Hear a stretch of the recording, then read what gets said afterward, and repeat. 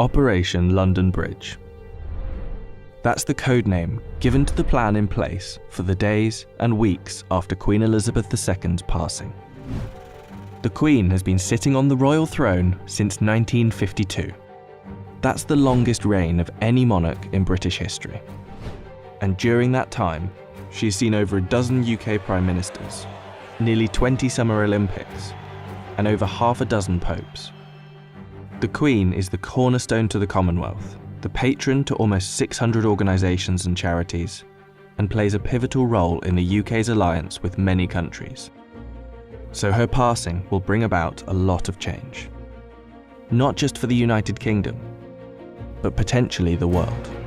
Edward Young will immediately pass a message on to the acting Prime Minister at the time. That message will likely read, "London Bridge is down." The Prime Minister will then set Operation London Bridge into action. Within minutes, the 15 governments outside of the UK where the Queen is head of state will be informed over a secure line. And that will be followed by the other 36 Commonwealth nations and leaders around the world. The gates of Buckingham Palace will then dawn a black-edged notice of the news. At the same time, a newsflash will alert media around the world. Every media outlet is prepared for the news. Every radio station has a network of lights that will flash to indicate a national catastrophe such as this. All BBC shows will stop and proceed to run a feed dedicated to the news. Newsreaders will change into the black suits and clothing that is on hand at all times in the news studio, and the traditional red BBC News branding will turn black.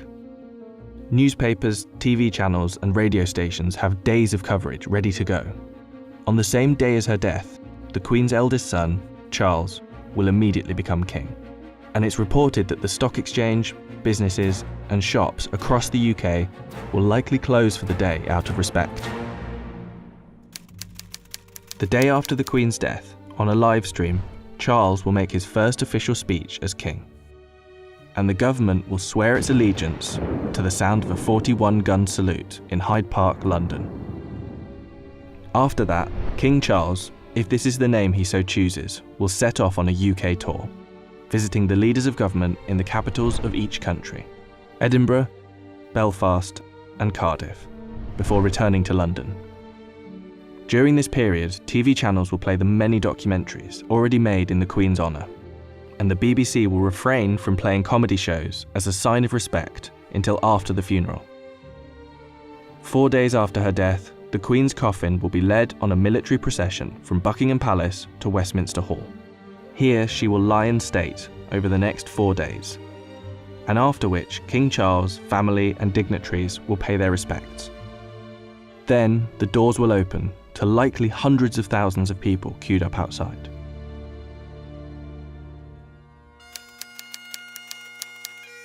The funeral is estimated to take place 10 to 12 days after the Queen's passing.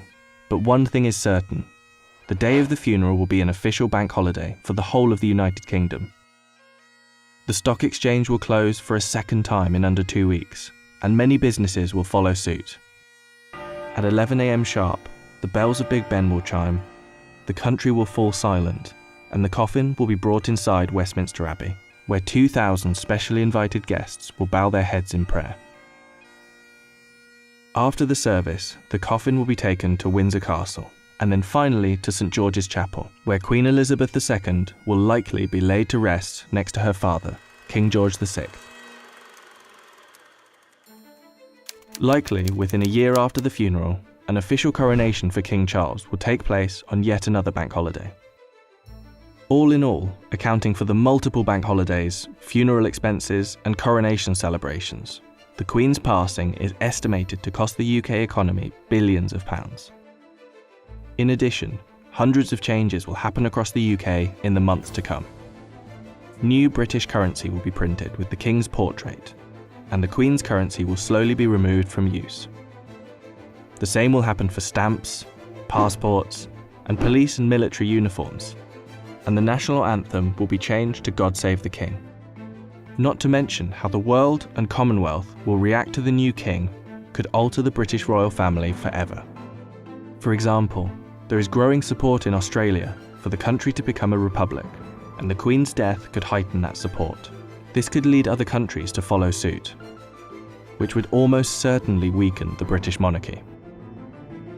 This scenario will one day be upon us. Operation London Bridge will be triggered, and arguably the biggest funeral of our lifetime will be witnessed around the world. This will be the end of an era,